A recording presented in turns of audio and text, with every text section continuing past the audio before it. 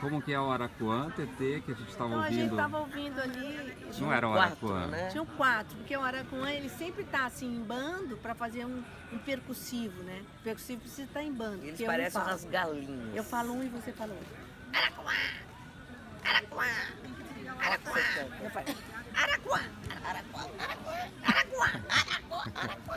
isso é bando percussivo.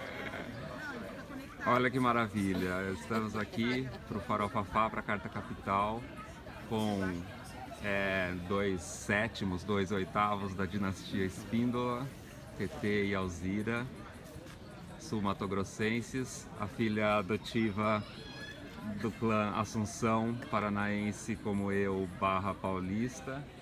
Tem um pessoal assistindo aqui, o Arnaldo, marido de TT, compositor de Escrito nas Estrelas, vencedora do Festival da Globo de 1985. Estamos em Bonito, no balneário do Rio Formoso. A gente queria filmar lá na água, mas a luz não ajudava porque ficava muito escuro. Vocês se apresentaram ontem à noite no Festival de Inverno de Bonito com o Anaí. Você estava explicando que não é Anaí mais. Como que é isso mesmo? De um tempo pra cá, né, Alzira, a gente só ficou com o espírito do Anaí, né? A Anaí baixa na gente, a gente vira uma só. E o Anaí também é a hora que a gente vem cantar essas coisas da nossa raiz, da fronteira, os clássicos das nossas lembranças, mamãe, Humberto, nosso irmão mais velho. Então, isso é uma coisa muito afetiva, né, TT, pra gente. Muito, é como se a gente retomasse, assim, aquele espírito de infância, de adolescência, estivesse cantando, assim, na sala de casa, nas festas, nos aniversários. Porque é uma coisa, assim, muito à vontade, por mais que seja elaboradíssimo os arranjos que a gente faz, né? Mas a gente entra numa sintonia que a gente erra junto até. E ela costuma dizer agora que a gente, nesse momento do show, a gente vira uma só, que é essa Índia Anaí, né? E eu acho que ontem aqui a gente cantou com Betinha, que são duas figuras, né? De uma época ainda mais antiga que nós. E elas passaram a vida delas cantando aqui, nas bibocas aí desse estado, nas fronteiras, Nunca entendeu? saíram daqui. Então eu achei assim que não foi um encontro musical, foi um encontro de um outro estágio de coisas, né? De duas irmãs também que vieram de um passado, do nosso passado tão recente. É, a coisa da memória, como eu estava falando ontem para a Alzira. Quando elas começaram a cantar Boneca Cobiçada, veio assim um facho de luz dentro da minha memória mais profunda, né? Então eu ouvi a mamãe cantando, então aquilo entrou dentro de mim. Eu sabia que tinha aquele Boneca Cobiçada. Foi feita Então, para a voz dela. Ficou dentro de mim, mamãe cantava isso, eu tinha 5 anos de idade. A mamãe cantava assim também, agudo. Essa relação que a Alzira falou com fronteira, porque Campo Grande não é fronteira, mas ela é presente na vida de vocês. Presente, eu não sei por que a gente lá atrás, no tempo do Luz Azul, a gente fazia essas invernadas, saía para acampar na beira do rio, entendeu? O Geraldo levava craviola, lembra? Já tinha craviola. Já tinha craviola, a gente Rio Verde. a gente ia para Rio Verde, a gente esteve em Bonito. Muito tempo. Numa hora Antes que ninguém ainda passava muito por aqui, né? E depois, mais pra frente, 1976. isso foi 76, 77. E aí eu via a gruta do Lago Azul e falei, nossa, eu quero um dia gravar aqui. A gruta que fica aqui em Bonito. Aí, daqui em Bonito, aí eu gravei, né? Pro Pássaros na Garganta, fiz essa gravação dentro da gruta. Fez uma aventura pra gravar. Uma aventura que a gente conhecia o cara que tinha a chave da gruta, o Sérgio. Não era aberto para visitação Não era geral. nada. E a gente desceu, assim, segurando em cordas, né? E de repente foi chegando aquela água, assim, de repente pisamos na água, já chegamos.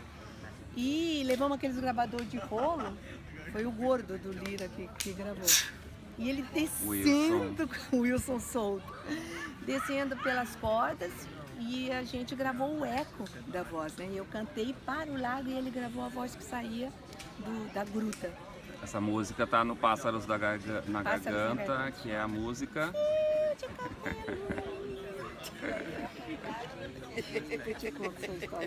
Que coisa, né? E assim, Geraldo, ele compunha muito para essas águas. Então eu lembro desse Rio Formoso, o Rio Verde também é muito bonito. E sei lá por que a gente... Bom, era coisa de jovem, né? Pegava a mochilinha e ia pro meio do Que era a mar. nossa Eram hippies? inspiração. Vocês Meio se hippie, consideravam? meio, né? Caboclo, a gente vivia intensamente essa coisa de pé no chão, sabe? De ficar chupando manga. Mas a gente sabia que a gente não era hippie.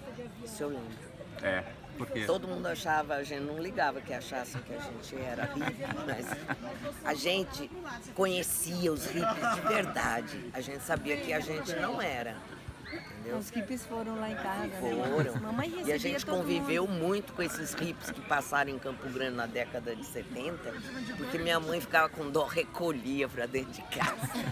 Fazia bandejão pra eles comerem. Mas era... Bando de gente maluca. Aí eles trocavam, né, Tetê, a comida pra ensinar ela a fazer artesanato em nessa couro, época ela tecelagem, começou a fazer coisas isso assim. Ela se misturava com isso aí e dava um apoio pra eles, porque quando chovia o campinho encharcava. E os hippies eram corajosos, né? Porque não tinha essas barracas modernas que tem agora, isolante, não tinha nada disso. Eles ficavam lá. Eles catavam, era jornal mesmo, velho, e, enfim, hippie, né? Então a gente sabia que não era hippie, né? vocês sabia. foram aí do Lírio Selvagem em diante fazer parte da vanguarda paulista, sendo matogrossenses do Sul.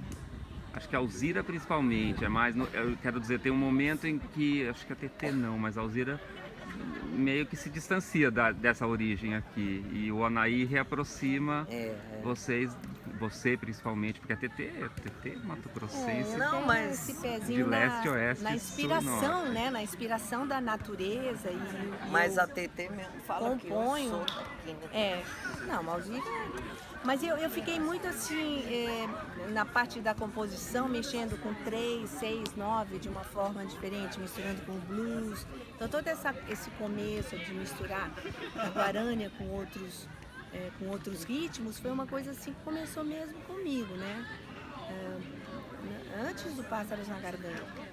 Mas aí, esse encontro com a Rigo em São Paulo foi muito importante, porque aí abriu todo um espaço para mim, como intérprete, né? Então eu sempre lidei com esses dois lados, a instrumentista que compõe e a intérprete. E quando a gente se juntou para fazer o CD Anaí, que veio essa coisa mesmo da gente fazer os arranjos, né? Aí rolou uma coisa forte entre nós duas. Como é que nós sentimos essa música de raiz? Aí rolou as arranjadoras. Viraram uma dupla não caipira. Não, mas ó, diferente da TT, eu vivi muito essa raiz aqui. Ela Entendeu? voltou Na pra cá, juventudezinha, assim, tipo adolescente, eu vivi muito. Tá E na foi hora. aí que eu aprendi os batidos rasqueados, entendeu?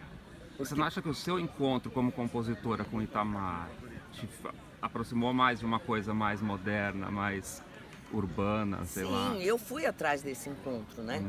E isso até me arrepia, porque olha aí, eu não sei o que ela tá fazendo aqui. Ela vai falar já. Inclusive eu tava pensando sobre isso. Ela tava... Fala aí. Você tá fazendo aqui. Só que é isso. Ela veio apresentar. Em algum momento eu A gente vai descobrir já. eu queria encontrar uma pessoa que dirigisse o meu som, que dirigisse um show meu. E eu achava que essa pessoa era o Itamar. E eu fui atrás dele, fiquei enchendo o saco dele.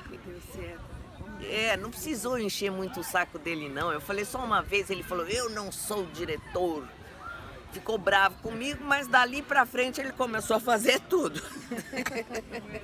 Até a gente, né, tocar junto e acabar compondo. Ele pediu para ver as coisas que eu tinha. Eu já estava tentando levar a minha música para um outro lado que não tinha nada a ver com a raiz aqui, vamos dizer, né? É claro que tinha a ver porque é uma essência, mas eu queria experimentar uma outra coisa.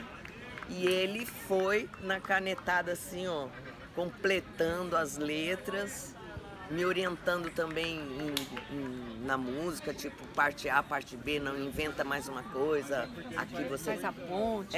E aí a gente acabou fazendo o AME, né? Que foi um marco para mim como compositora e como artista em São Paulo. Até que chega um dia que Tamara Assunção grava Fui no Pantanal com as duas. Só que ele foi no Pantanal lá do Norte. E ele ficou mal-humoradíssimo, essa música mais mal-humorada da história. Eu fui, mas não vi nada. Não, foi um grito de alerta, né, que ele deu. Mas você sabe, Alzira, que ele foi para lá, né, que ele foi para Cuiabá, entendeu? Inclusive, Mas depois ele veio para Cuiabá, né? Mas depois ele veio para cá, pro sul, né?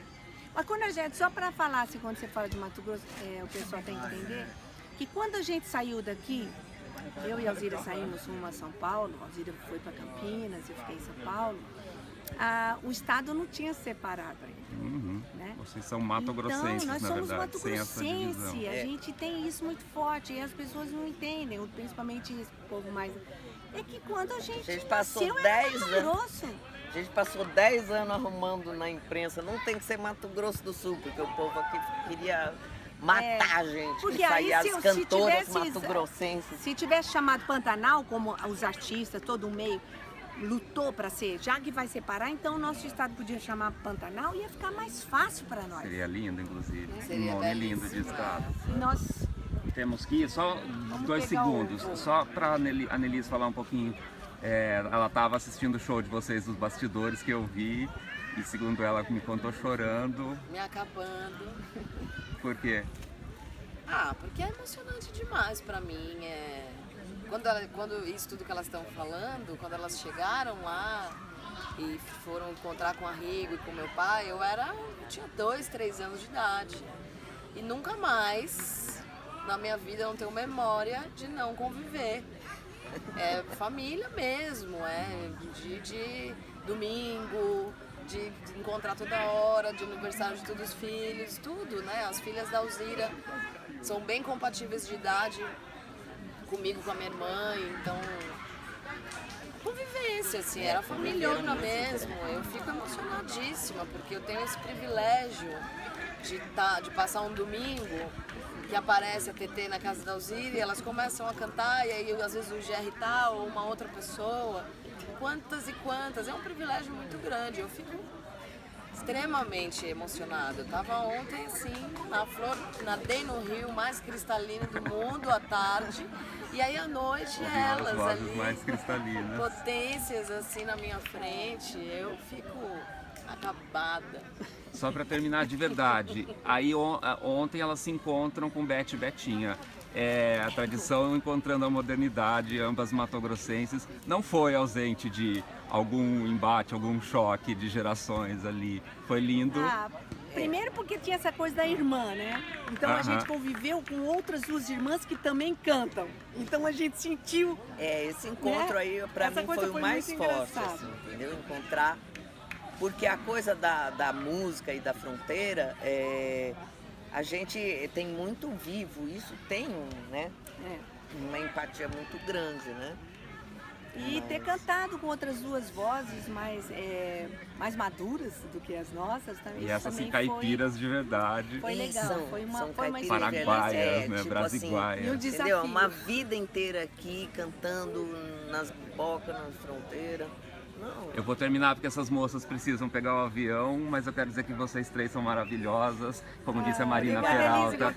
Como disse Marina Peralta no show dela, Deus é mulher. Outra maravilhosa, Deus é mulher. Obrigado. Beijo, obrigado.